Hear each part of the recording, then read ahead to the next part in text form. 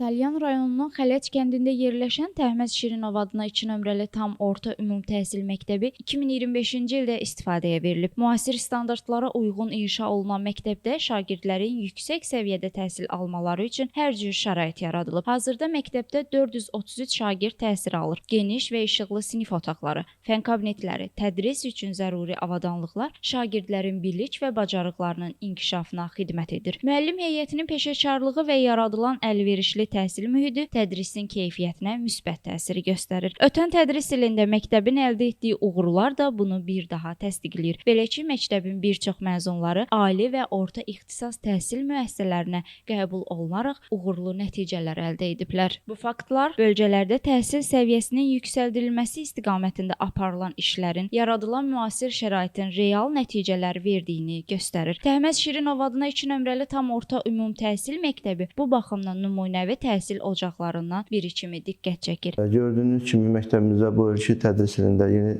məktəb istifadəyə verilib və bu da bizim üçün uğurlu nəticədir. Ötən tədris ilində məktəbimizin məzunları 90% ali və orta ixtisas məktəblərinə qəbul olunmuşdur. Bir nəfər şagirdimiz Qarabağ Universitetinə qəbul olunmuşdur. Məktəbdə rayon tədbirlərində keçirilən idman yarışlarında məktəb şagirdlərimiz birinci, ikinci, üçüncü yerlərə layiq görülmüşdür. Səmil Şahlaroğlu, Həcər Həsənova bugün informasiya proqramı üçün.